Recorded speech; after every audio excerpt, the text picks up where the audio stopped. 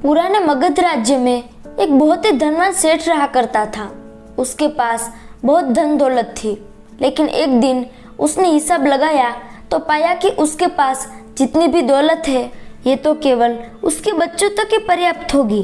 वह सोच में पड़ गया कि उसके बच्चों के बच्चे और फिर उनके बाद आने वाली पीढ़ियों के लिए धन की व्यवस्था कैसे होगी। धन के अभाव में तो उनका जीवन बहुत मुश्किल हो जाएगा। इसी बात के बारे में सोच सोच कर वो बहुत चिंतित रहने लगा। लेकिन उन्हीं दिनों तथागत गौतम बुद्ध मगध राज्य में पधारे हुए थे। तभी उसे किसी ने बताया कि तुम गौतम बुद्ध के शरण में चले जाओ, वो तुम्हारी सारी चिंताओं का समाधान अवश्य कर देंगे। वो सेठ तथागत के पास पहुंच जाता है और कहता है, बुद्ध, मैं चाहता हूँ कि मेरे पास इतना धन हो कि मेरे बच्चे, उनके बाद उनके बच्चे और फिर उनके भी बच्चे, इसी तरह से अगली कई पीढ़ियाँ भी अगर मेरे धन का उपयोग करती रहे तो मेरा धन कभी समाप्त न हो। क्या आप मुझे ऐसा धनवान सेठ बनने का आशीर्वाद या कोई तरीका दे सकते हैं? गौतम बुद्ध ने मुस्कुराते हुए कहा, ऐसा ही होगा, लेकिन उससे पहले तुम इस नगर के बाहर वाली झोपड़ी में रहने वाले परिवार को एक दिन के खाने की सामग्री देकर आओ। यह सुनकर सेठ बहुत खुश हुआ और तुरंत ही एक दिन के खाने की सामग्री से भरा हुआ थैला लेकर नगर के बाहर वाली कुटिया में पहुंच गया। वो जैसे ही कुटिया के अंदर गया तो उसने देखा कि कुटिया के अंदर एक बूढ़ी सास और उसकी जवान बहू है। बूढ़ी औरत बैठकर ध्यान कर रही थी और उसकी बहू रसोई में खाना बना रही थी। सेठ ने बहू की तरफ देखकर खाने की सामग्री का थैला आगे बढ़ाते हुए कहा, मैं इस नगर का एक अमीर सेठ हूँ और तुम्हारे परिवार के लिए एक दिन के खाने का राशन लेकर आया हूँ। यह सुनकर बहू ने मना करते हुए कहा, लेकिन हमारे पास आज के खाने की व्यवस्था है। यह सुनकर सेठ ने कहा, तो इससे कल के खाने की व्यवस्था हो जाएगी, इसे रख लो।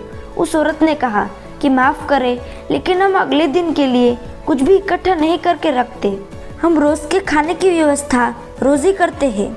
ये सुनकर सेठ ने सोचा कि एक ये लोग हैं जो अपने कल के लिए खाने का सामान भी इकट्ठा नहीं करते, और एक मैं हूँ जो अपने आने वाली पीढ़ियों के लिए धन इकट्ठा करने की चिंता में मरा जा रहा हूँ। अब उस सेठ को समझ में आ चुका था कि आखिर गौतम बुद्ध ने उसे उस घर में आने को क्यों कहा था। अगले दिन सुबह होते ही वो सेठ फिर गौतम बुद्ध के पास पहुँच गया और बोला, अब जो भी मुझे समझाना चाहते थे वो मैं समझ चुका हूँ, लेकिन क्या आप मुझे थोड़ा विस्तार से बताएंगे कि चिंता क्या होती है, ये कैसे पैदा होती है, और इस चिंता से मैं अपने मन को ग्रसित होने से कैसे रोक सकता हूँ। तथागत ने कहना शुरू किया कि कल के लिए की जाने वाली चिंता हमारे कल को बदले या ना बदले, लेकिन वो हमारी आज की खुशी जरूर छीन लेती है। चिंता एक ऐसी मानसिक बीमारी है जो हमारे जीवन से हर तरह की खुशी छीन लेती है और इसे नीरस बना देती है। असल में चिंता का कोई वास्तविक स्वरूप नहीं होता। चिंता एक ऐसा भाव है, ऐसा विचार है जो आने वाले भविष्य के डर से पैदा होती है। जिन चीजों के ऊपर हमारा कोई नियंत्रण नहीं, जिसके लिए हम कुछ भी नहीं कर सकते, उन चीजों के बारे में बार बार सोचना ही तो चिंता है। गौतम बुद्ध ने आगे कहा, जरा एक बार गहराई से सोचकर देखो कि जिन चीजों में तुम्हारा बिल्कुल भी नियंत्रण नहीं है, जिन्हें तुम चाहकर भी नहीं बदल सकते, अगर उन चीजों के बारे में तुम पूरा दिन ना भी सोचो तो क्या बिगड़ जाएगा। यह सुनकर सेठ ने पूछा कि बुद्ध, आपके कहने का अर्थ ये है कि हम किसी भी चीज या घटना के बारे में सोचना ही छोड़ दें? बुद्ध ने उत्तर दिया, जीवन में जो भी समस्या आई है या फिर आने वाली है, उसके बारे में विचार करके उसका समाधान निकालना ये तो हमारी बुद्धि का धर्म है, लेकिन उसी समस्या के बारे में निरंतर लगातार बार बार सोचना ये एक मानसिक बीमारी होती है।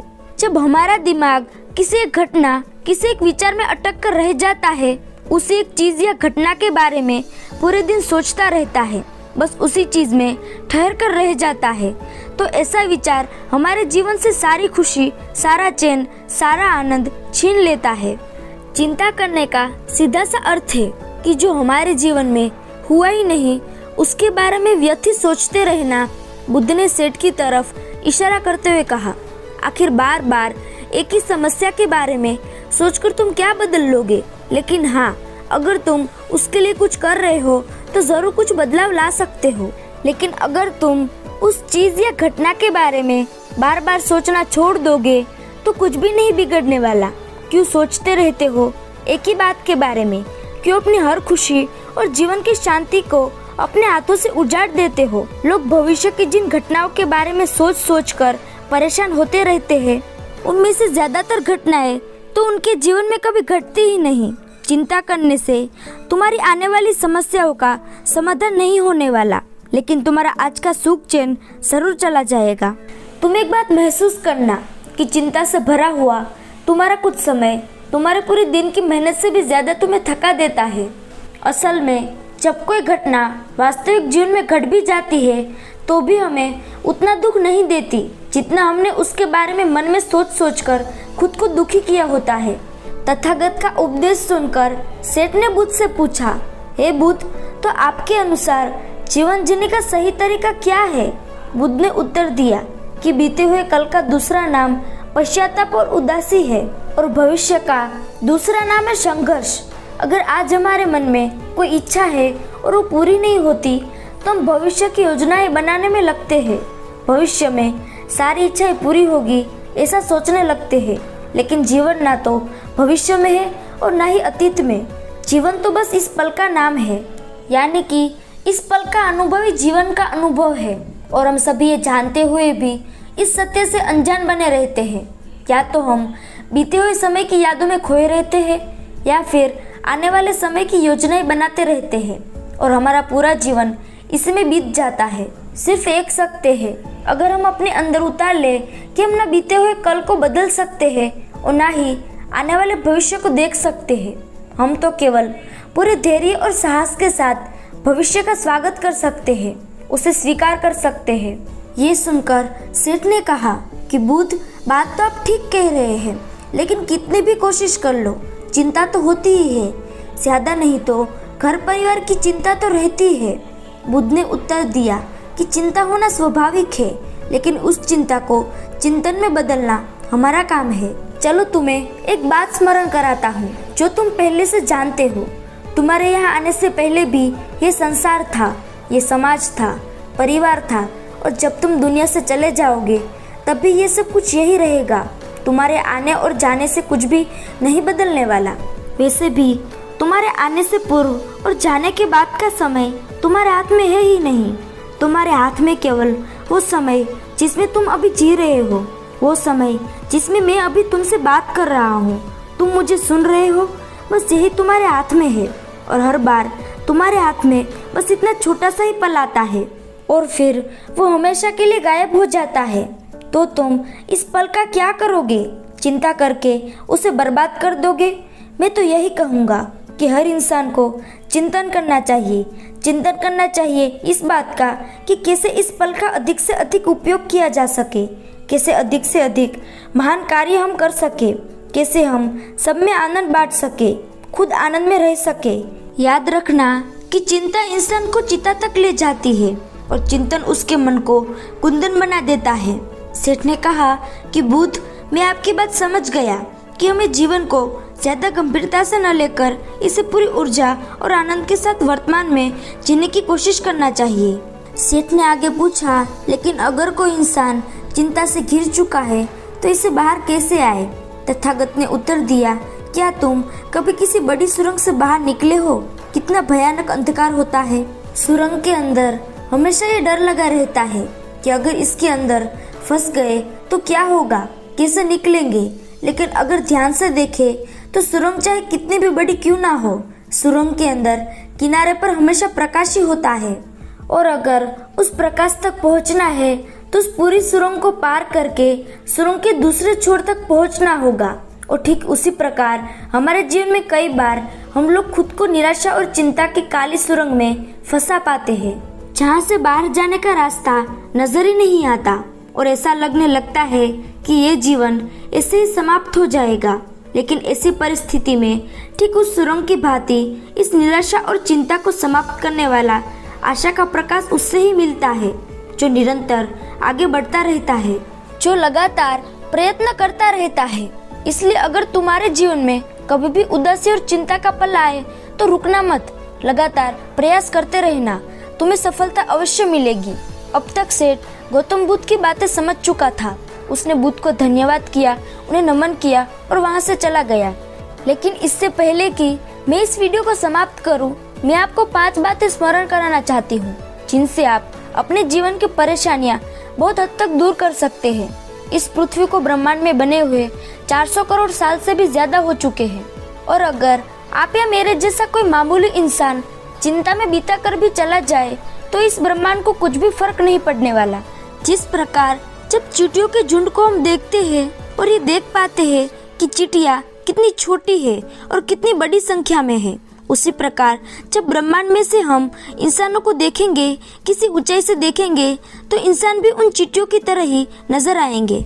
इसलिए हर रोज खुद से बोलिए कि सिर्फ मुझे जिंदा नहीं रहना बल्कि जीना है, आनंद में जीना है, बिना चिंता के जीना है। दूसरी सीख ये है कि हर छोटी छोटी बात के लिए हम चिंता लेते रहते हैं, जैसे कि आज खाना ठंडा खाना पड़ेगा, कहीं ट्रैफिक में फंस गए, या फिर किसी ने आपको डांट फटकार लगा दी। इतने बड़े ब्रह्मांड में इतनी छोटी छोटी चिंताएं हम फिजूल में अपने कंधों पर, अपने मन मस्तिष्क में लेकर ढोते रहते हैं।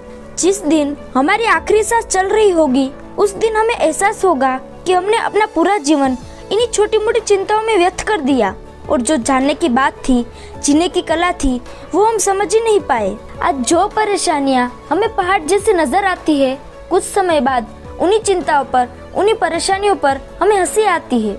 हम जरूर अपने जीवन में यह सोचकर मुस्कुराए होंगे कि किसी चिंता पर हम कितने दुखी हो गए थे और वो चिंता कुछ थी ही नहीं, लेकिन ये बात हमें बहुत बाद में महसूस होती है।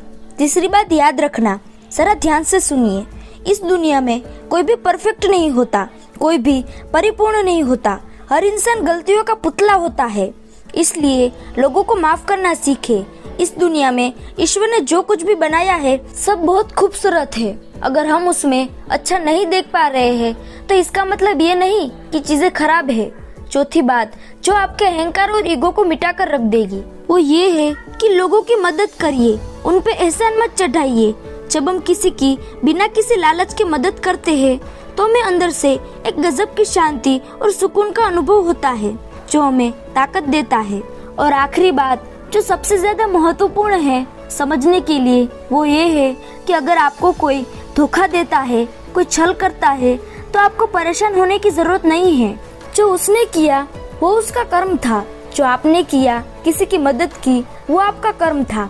आपने अपना कर्म किया, आपको अपना फल भविष्य में जरूर मिलेगा, और जिसने आपके साथ बुरा किया उसे भी उसके कर्म का फल मिलेगा। लेकिन इसके लिए आपको परेशान होने की जरूरत नहीं है। आप अपने स्वभाव को मत बदलिए। हम अपने स्वभाव को इसलिए बदल लेते हैं कि हमें अपने कर्मों के फल का अच्छी तरह से अनुभव नहीं होता। हमें पता नहीं चलता कि हमें अपने कर्मों का फल किस प्रकार मिलता है। लेकिन आप इसके लिए हमारे चैनल पर दूसरी वीडियो देख सकते हैं, जो अभी रिसेंट में पोस्ट की गई है, जिसमें कर्मों के विधान के बारे में पूरी जानकारी दी गई है। तो दोस्तों, कैसी लगी है कहानी आपको कमेंट सेक्शन में जरूर बताना, और अच्छी लगी हो तो इस चैनल को सब्सक्राइब जरूर कर लेना। तो मिलते हैं अगली किसी कहानी में, तब तक के लिए अपना ख्याल रखें। धन्यवाद।